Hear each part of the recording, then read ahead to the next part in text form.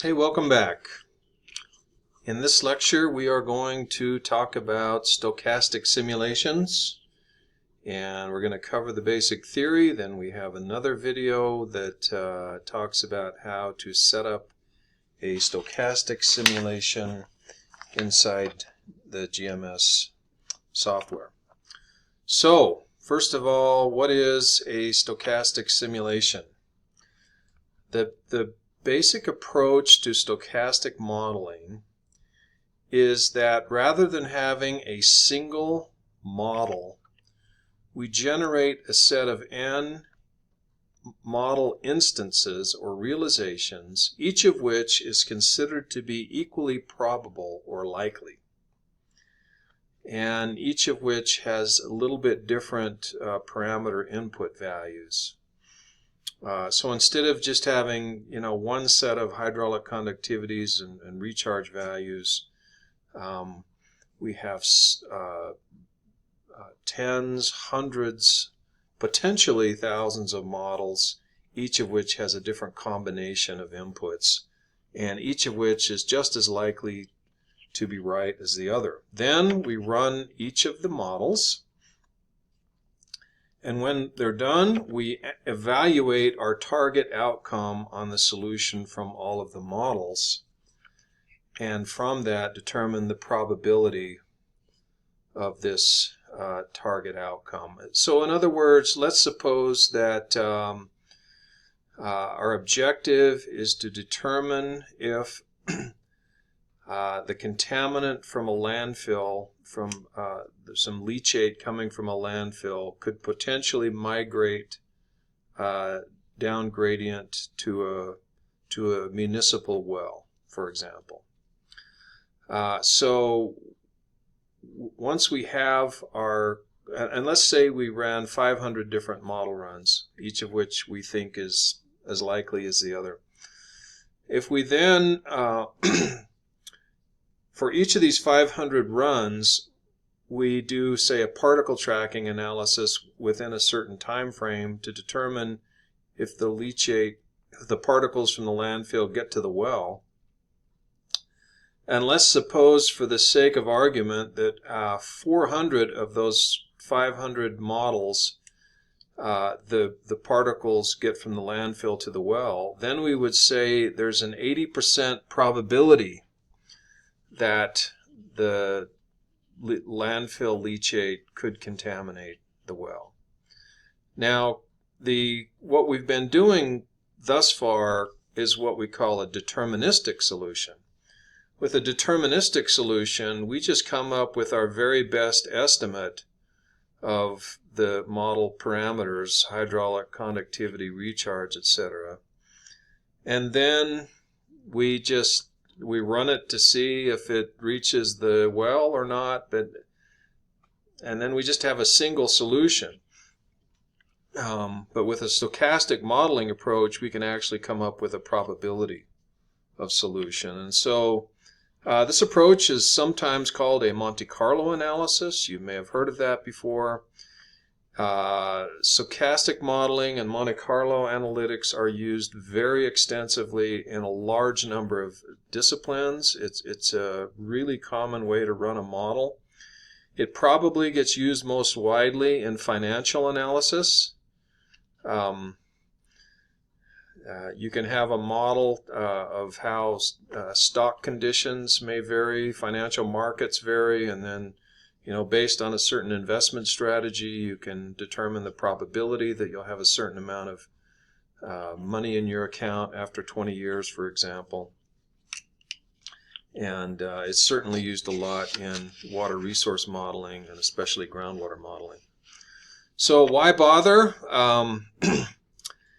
Well, a deterministic approach can give you a misleading impression of accuracy. You get a single solution, and so we might express an unhealthy amount of confidence in that solution, whereas with a stochastic modeling approach, we have not just a way, but a systematic way of dealing with the uncertainty in our model parameters,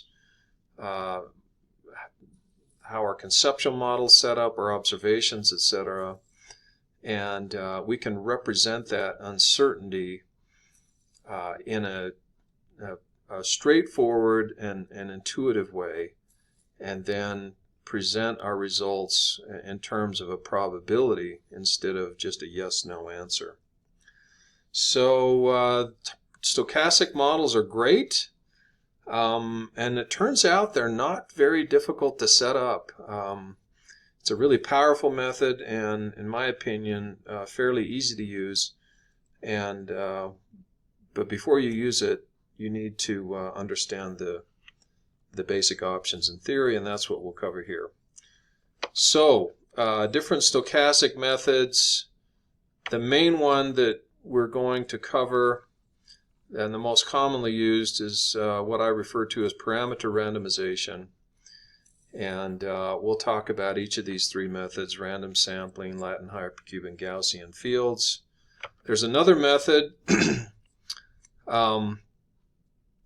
which is often referred to as indicators simulations, and we will not be covering this in these lectures, but it's a very powerful and interesting technique.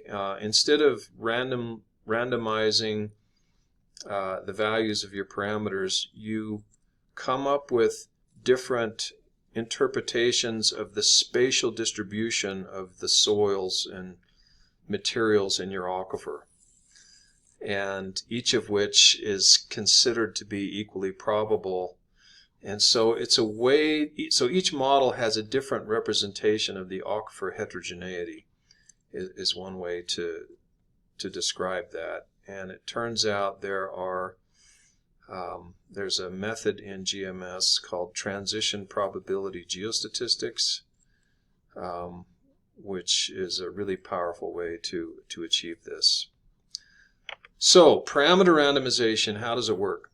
Let's suppose, for the sake of argument, we have a model with 3 hydraulic conductivity zones that we've parameterized. And for each of these 3 zones, instead of assigning a single hydraulic conductivity, we assign a mean and a standard deviation, which therefore creates a probability distribution function. And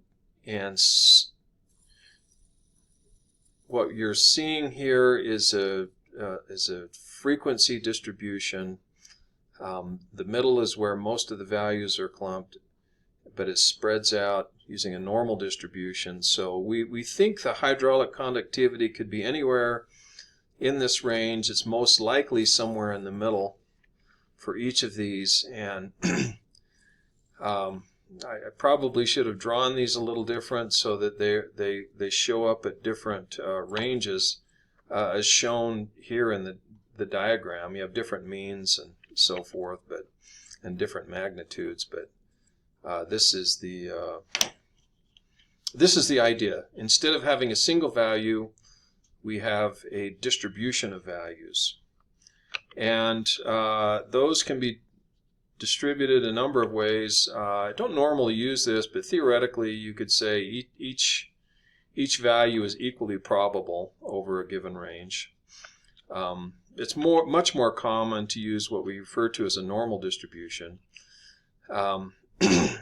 again, where things are biased to the mean in the middle of the distribution. But another one that's quite common in groundwater modeling is a log normal distribution. Now in this case, we assume that the log of the parameter values are normally distributed. And this is what we typically use for hydraulic conductivity when we're doing a stochastic simulation for groundwater modeling. So, looking at our normal distribution a little more closely, this line in the middle represents the mean. That gap on either side is just a graphical representation of the standard deviation. And then you can also define a min and a max, but typically just the mean and the standard deviation alone, along with the assumption of a normal distribution, provides the mathematical basis for defining your bell curve. And that for each parameter, that's all you really need. Now, where do you get a mean? The mean is typically derived from the results of your calibration exercise. So it would be your optimized parameter value. And then the standard deviation basically would then represent how much variation or uncertainty you're going to allow for that particular parameter, deviating from that optimized mean value that you found.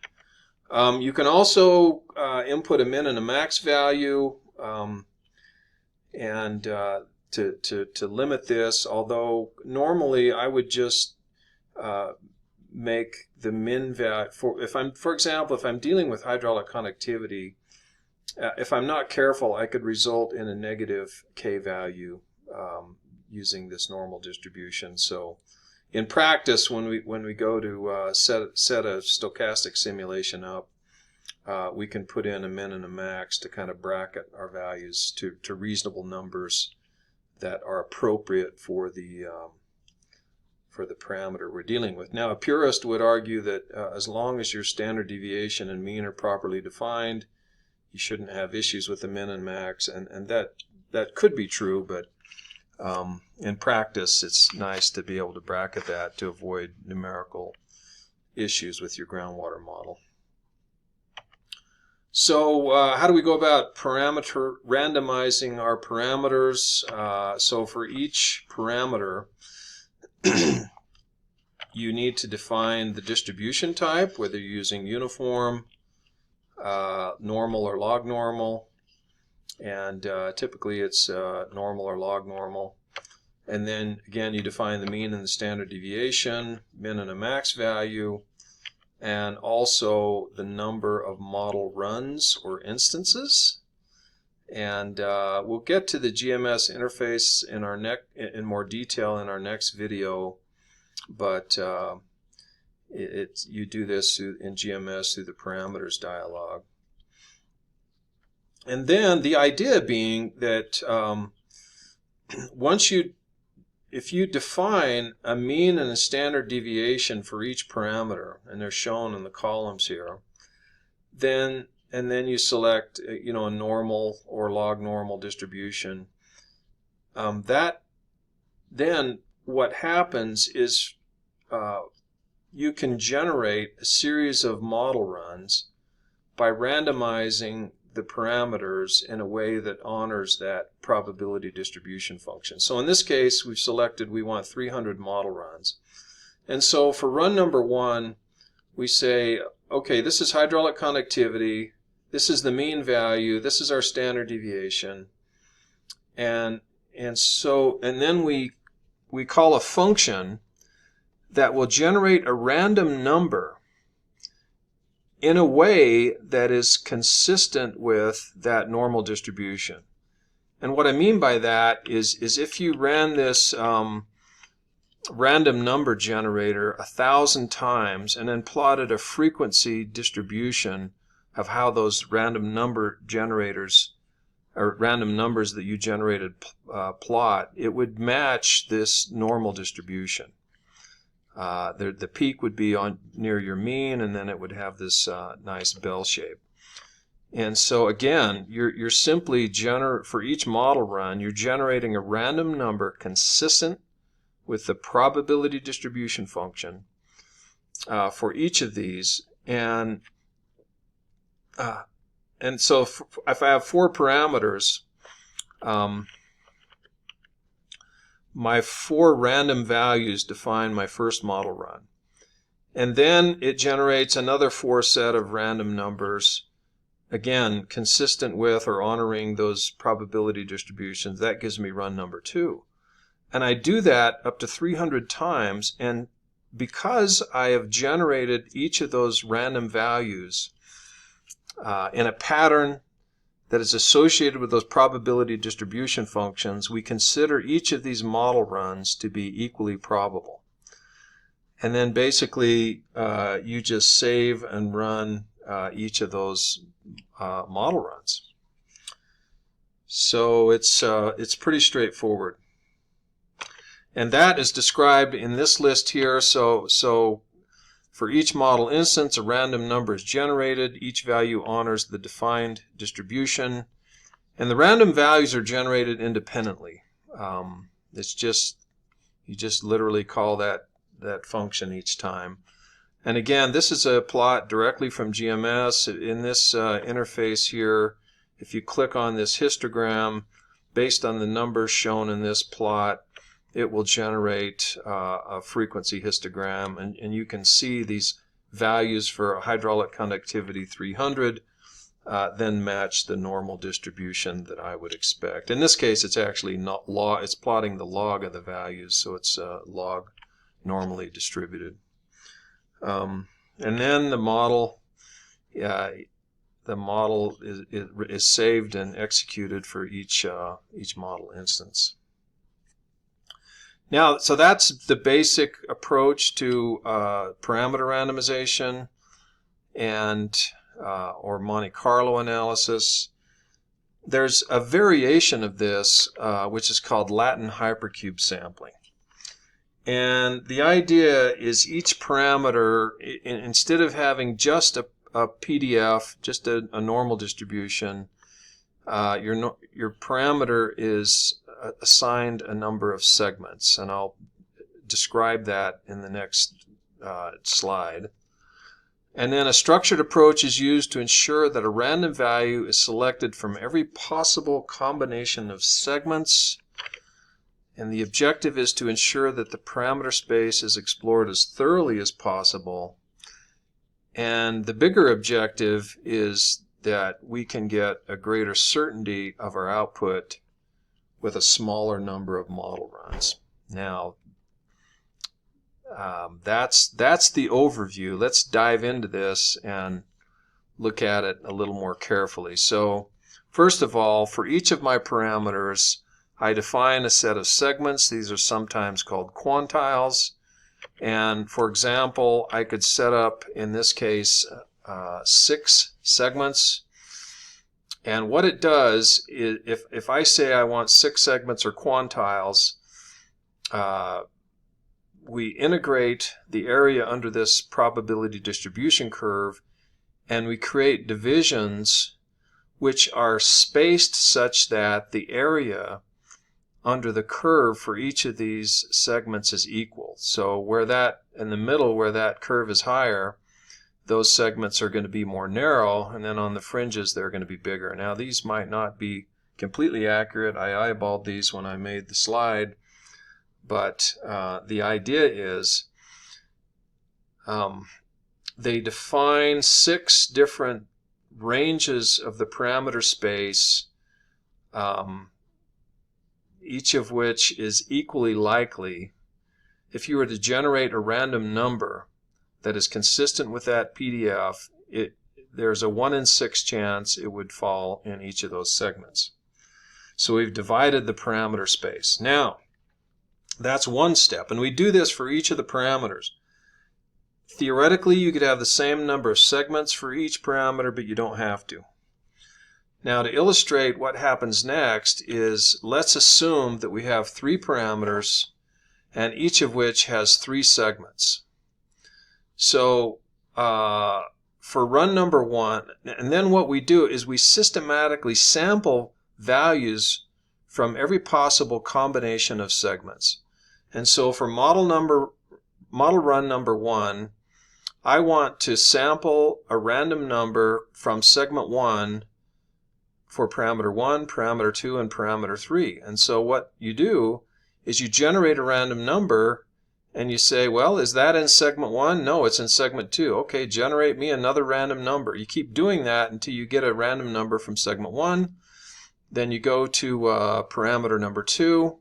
It has its own PDF, and you keep generating random numbers until you get one from segment 1. And then you do the same for parameter 3. Then for run number 2, I say, okay, now I've got an S1, S1, S1 combination. Now give me an S1, S1, S2 combination. So for the first 2 parameters, I generate a random number from the S1 segment. And for parameter 3, I say, give me one from S2. And then I go S1, S1, S3.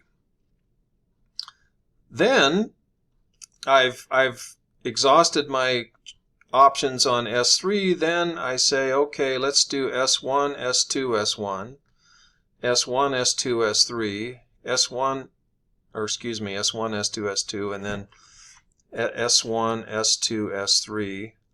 And then I continue in this pattern, S1, S3, S1, S1, S3, S2, and I keep going until I've exhausted every possible combination of segments. The idea is,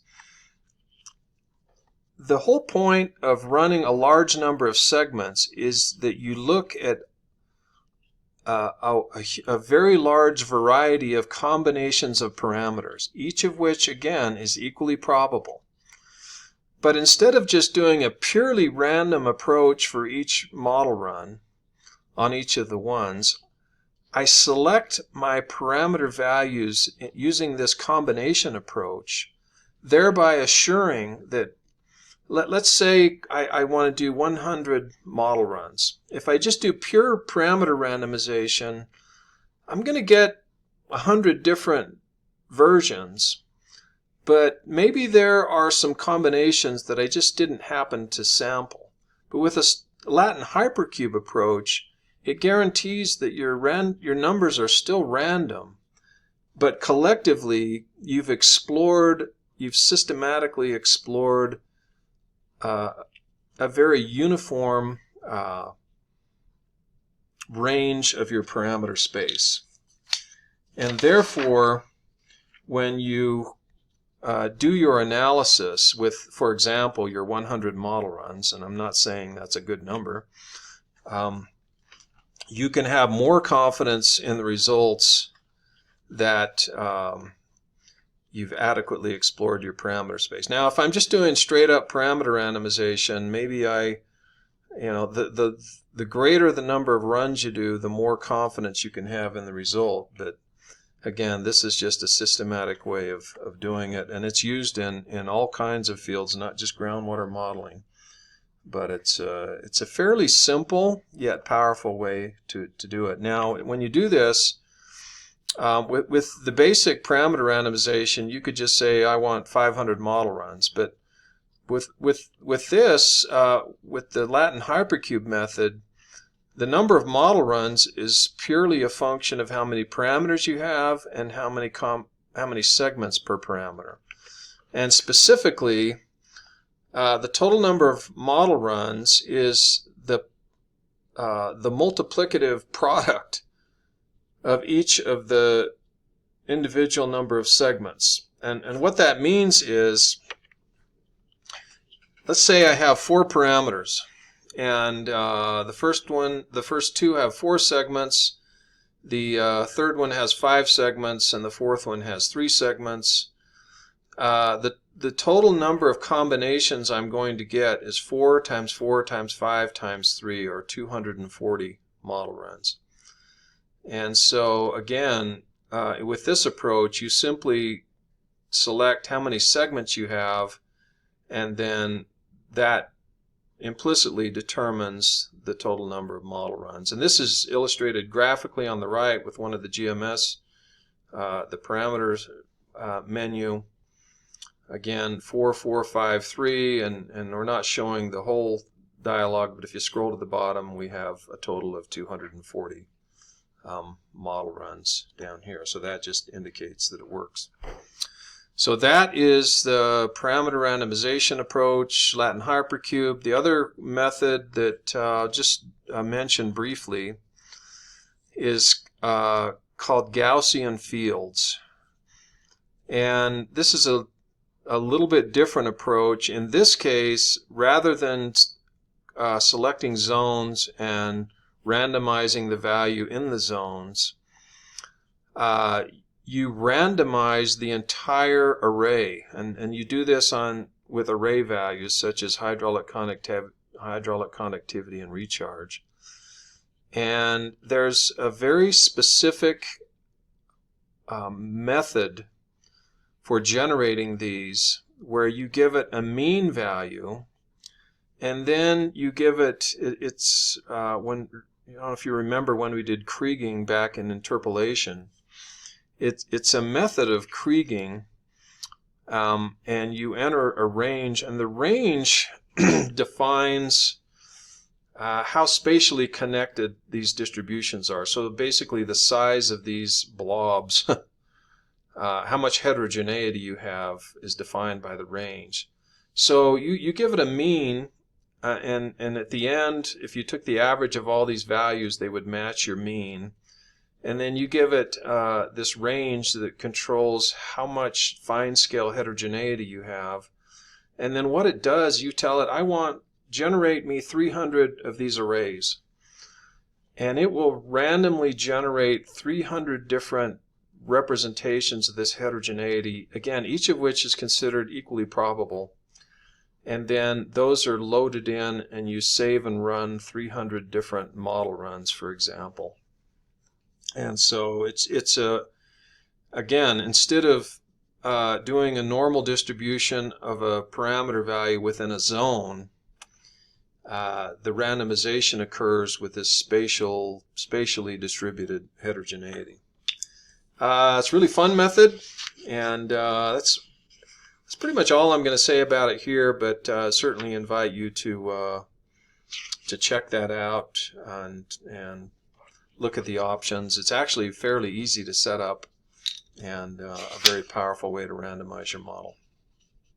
Okay, that concludes our discussion of the basic theory.